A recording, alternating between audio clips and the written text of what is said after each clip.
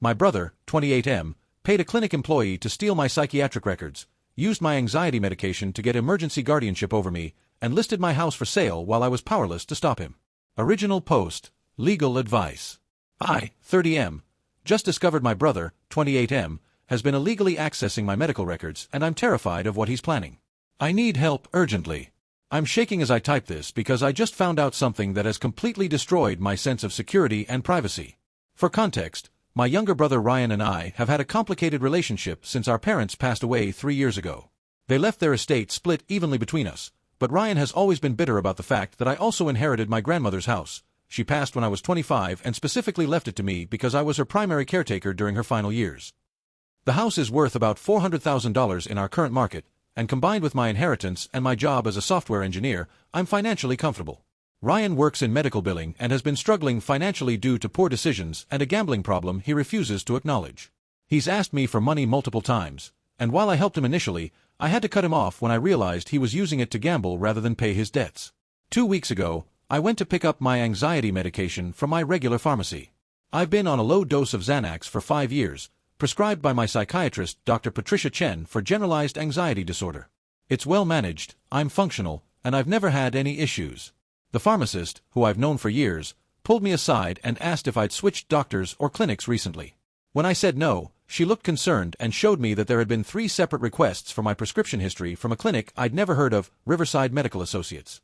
She said it was unusual because the requests came through proper channels with what appeared to be valid authorization forms, but she thought I should know since I hadn't mentioned changing providers. I immediately called Riverside Medical Associates. After being transferred multiple times, I spoke with their records department. They claimed they had no record of me as a patient and no record of any prescription history requests. This sent alarm bells ringing.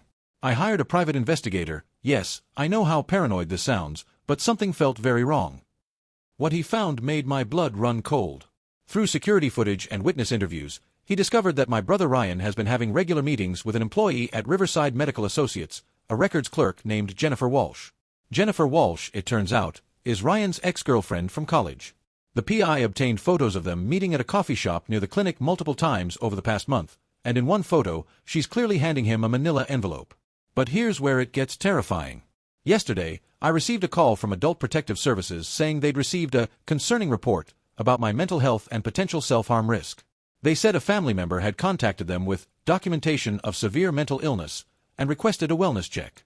I explained that I was fine, had no mental health crisis, and was concerned about this false report. The social worker seemed satisfied after speaking with me but mentioned that the reporting party had provided extensive medical documentation to support their concerns. Then, this morning, I found a notice taped to my door. My brother has filed a petition with the probate court for an emergency mental health hold and temporary guardianship. The petition claims I'm severely mentally ill, unable to manage my affairs, and a danger to myself due to prescription drug dependency. I immediately called my lawyer, who pulled the court filing. My brother has submitted as evidence my complete prescription history showing my Xanax prescription cherry-picked medical notes about my anxiety diagnosis, somehow edited to remove context about how well managed it is, a written statement claiming I've been acting erratically and showing signs of paranoid delusions, claims that I'm isolated and refusing family help, a statement that he's concerned I'll harm myself and that my valuable assets need protection. My lawyer says this is clearly a fraudulent attempt to gain control of my assets, but I'm terrified. The hearing is scheduled for next week. I know I need to fight this, but I'm also dealing with the violation of having my private medical information stolen and weaponized against me. What terrifies me most is how calculated this is. Ryan didn't just want my medical records. He specifically went after my mental health records, knowing that any psychiatric diagnosis could be twisted to support a guardianship petition. He's literally trying to use my well-managed anxiety disorder to paint me as incompetent. I've already hired a lawyer experienced in guardianship defense, filed a police report about the stolen medical records, reported the HIPAA violation to the Department of Health and Human Services, changed all my locks and installed security cameras, moved my important documents to a safety deposit box, alerted my bank and financial institutions about potential fraud. But I'm scared. I've read horror stories about fraudulent guardianships where people lose everything. The fact that he has my actual medical records makes this more credible than a baseless claim. I take my medication responsibly, I have a successful career, I manage my own affairs perfectly well. But will a judge see that, or will they just see psychiatric patient on controlled substances? Has anyone dealt with something similar? How do I protect myself? How is it even possible that someone can steal your medical records and use them to try to take control of your life? I can't sleep. The violation of privacy alone is devastating, but the thought that my brother, who I once trusted, has been planning this for months is breaking me. Any advice would be appreciated. Update 1. 3 days later. Update. My brother presented my prescription history as evidence of mental instability at the emergency hearing. I wanted to update everyone who responded to my original post. First, thank you for all the advice and support. It helped me feel less alone in this nightmare. The emergency hearing was yesterday, and it was one of the most surreal and violating experiences of my life. My brother Ryan showed up with his lawyer, and they came prepared with a presentation that would have been impressive if it wasn't built on stolen medical records and lies. Ryan's lawyer argued that I was severely mentally compromised and presented the following evidence.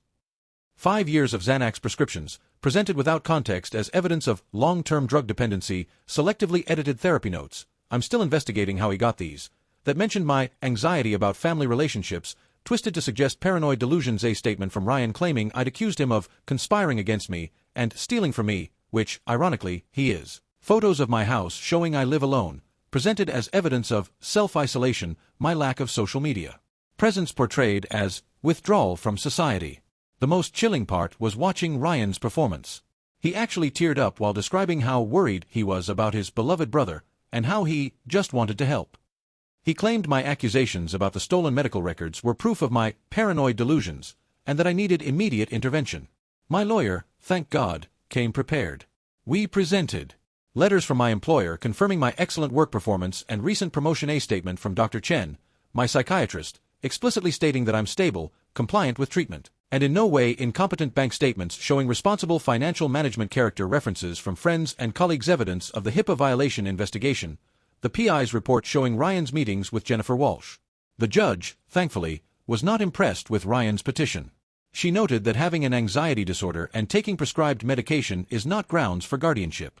However, and this is where it gets concerning, she didn't dismiss the case entirely.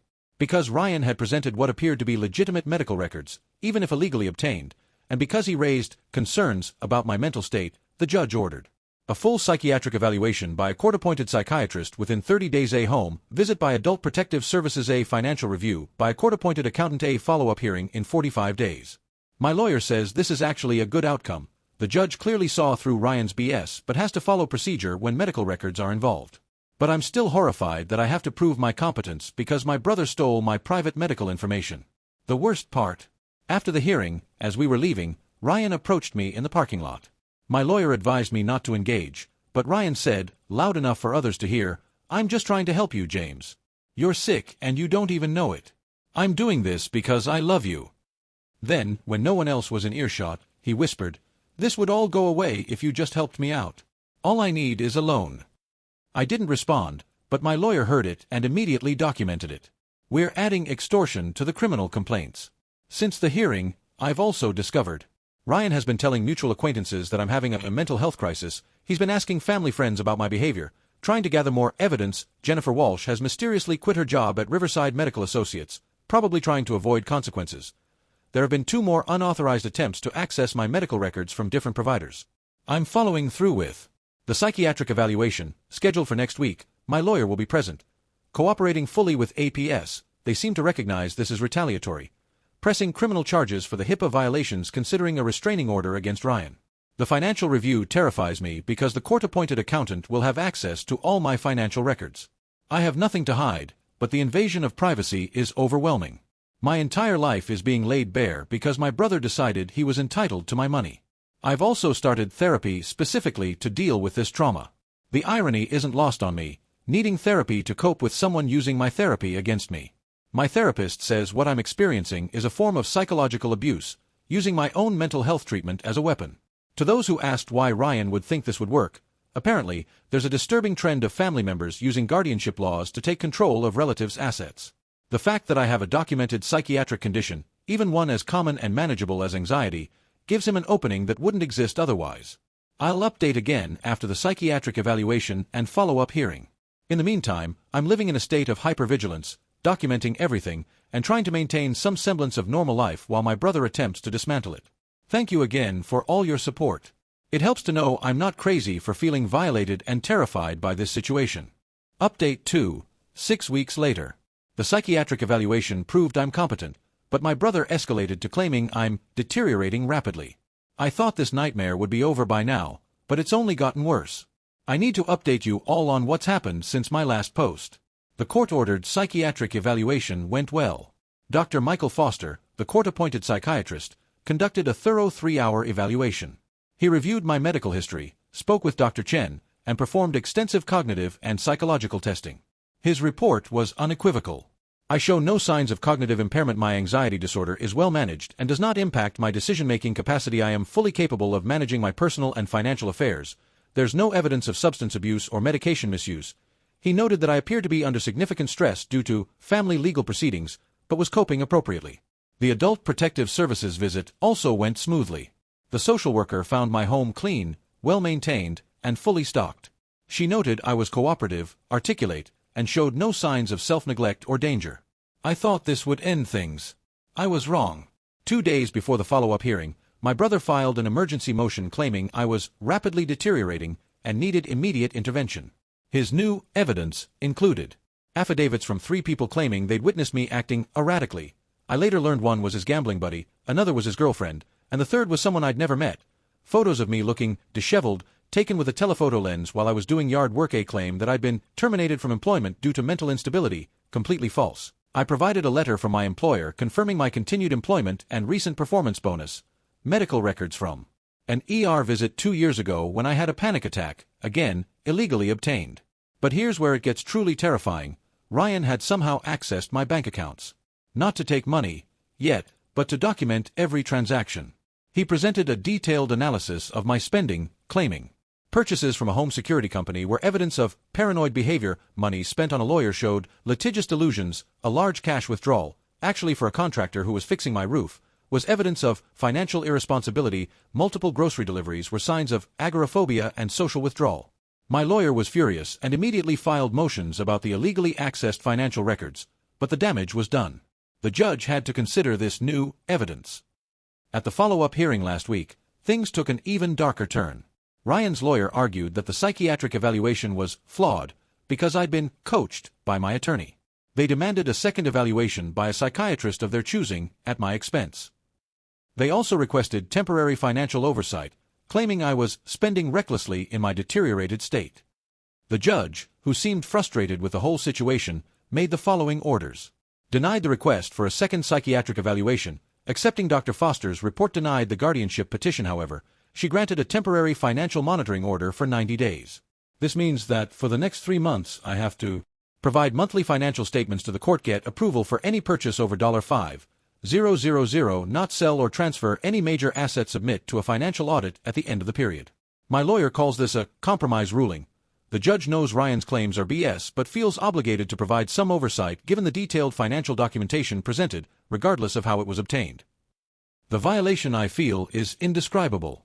Every purchase I make, knowing it will be scrutinized, feels like another invasion of privacy. I bought a new laptop for work last week and had to file paperwork to justify it. This is my money, earned through my own work, and I need court permission to spend it because my brother is a gambling addict who wants my inheritance. Since the hearing, Ryan has continued spreading rumors about my mental illness to anyone who will listen. Filed complaints with my homeowners association claiming my property is a health hazard. It's not. Attempted to contact my employer directly. Thankfully, HR shut him down. Started a social media campaign asking for prayers for my sick brother. I don't even have social media, so I only found out through friends. The criminal investigation into the HIPAA violations is ongoing but moving slowly. Jennifer Walsh has hired a lawyer and isn't cooperating. The clinic claims they're conducting an internal investigation, but won't share details. The police say financial crimes and privacy violations take time to prosecute. I've had to install additional security cameras after finding evidence someone tried to break into my garage, change all my passwords, and add extra authentication to everything. Hire an accountant to help with the monthly financial reporting. Start documenting literally everything I do in case it's twisted into evidence of mental illness. Take a leave of absence from work to deal with this, which Ryan is now claiming is evidence I can't maintain employment. The last conversation I had with my mother before she died, she made me promise to look after Ryan. She knew he had problems but believed he'd grow out of them. I wonder what she'd think seeing him try to destroy my life for money. I'm exhausted. Physically, mentally, financially. The legal fees alone are approaching $30,000. The irony is that Ryan's scheme is costing me the money he wanted in the first place. My therapist says I'm showing signs of PTSD from the ongoing violation and uncertainty. To answer some common questions from my previous posts. Yes, I've completely cut contact with Ryan except through lawyers. Yes, I'm pursuing all criminal avenues, but the wheels of justice move slowly. No, there are no other family members who can intervene. It's just us. Yes, I'm in therapy and it's helping, but living under siege is taking its toll. I'll update again after the 90-day financial monitoring period ends. My lawyer is confident that once the court sees 3 months of perfectly normal financial activity, this will finally be over. But I thought it would be over after the psychiatric evaluation, too. Thank you all for continuing to follow this story. Your support and advice have kept me sane through this insanity. Final update, 4 months later. He actually became my temporary guardian. I'm fighting to get my life back. I'm sorry it's taken me so long to update. The last 2 months have been the darkest of my life, and I'm only now in a position where I can write about what happened.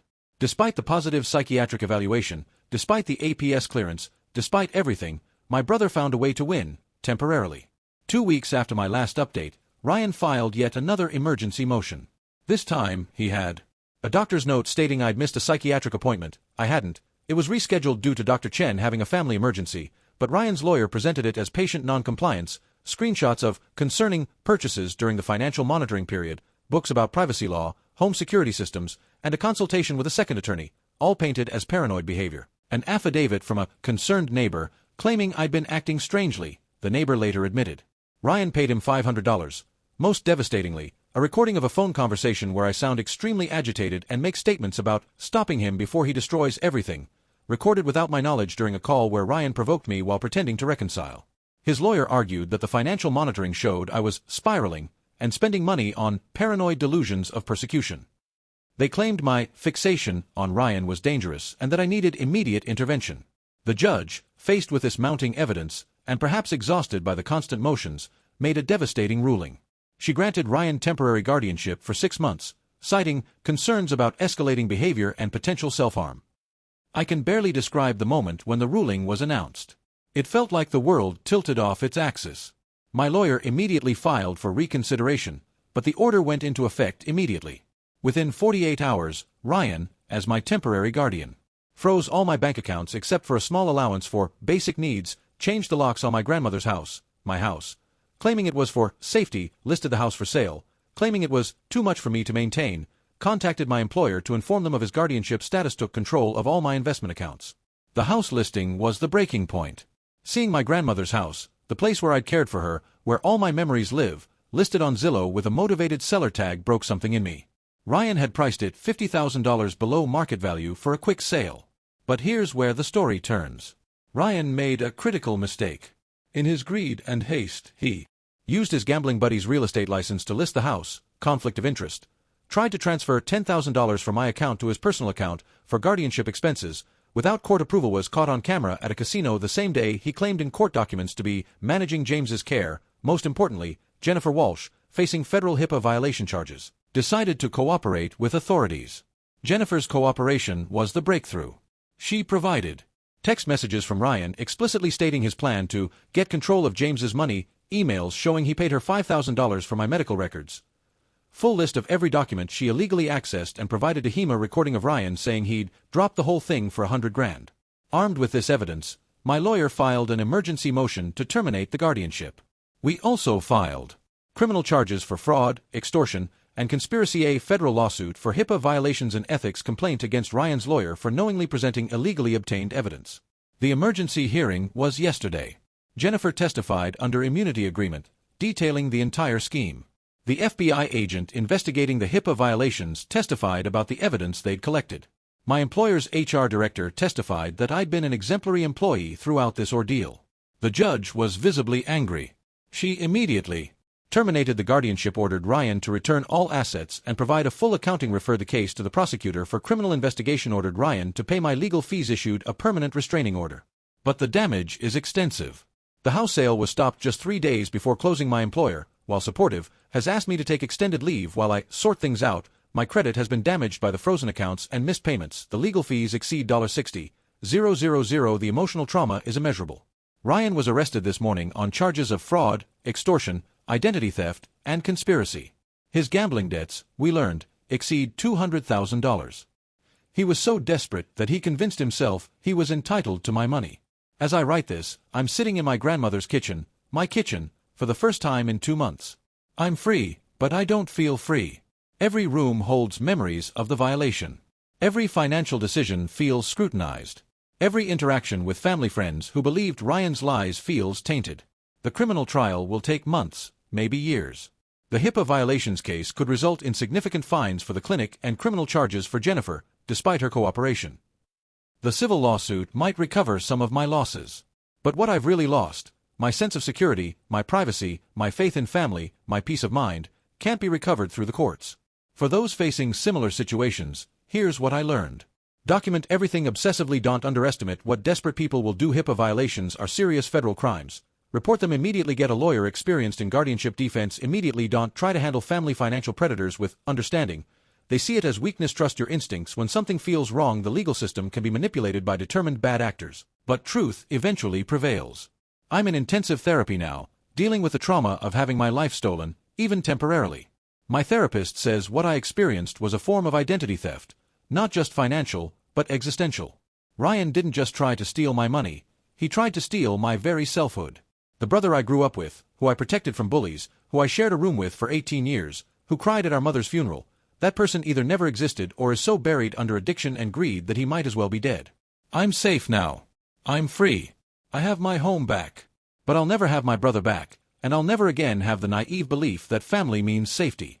Thank you all for following this nightmare. Your support, even from strangers on the internet, helped me believe I wasn't crazy when someone was trying to convince the world I was. If you're dealing with a toxic family member, please don't wait like I did. The red flags were there, the gambling, the resentment, the constant requests for money. I just never imagined he'd go this far. Protect yourself. Family can be the most dangerous predators because they know exactly where to strike. I hope I never have to update this again. Edit. To those asking about the criminal case, Ryan pled guilty to multiple charges and received 3 to 5 years in prison plus mandatory gambling addiction treatment. Jennifer Walsh received 18 months and lost her healthcare industry certification permanently. The clinic paid a $500,000 HIPAA violation fine. I recovered about $40,000 in the civil suit, but the emotional costs far exceed any monetary recovery. I've since moved to a different state and started over. The house holds too many painful memories now.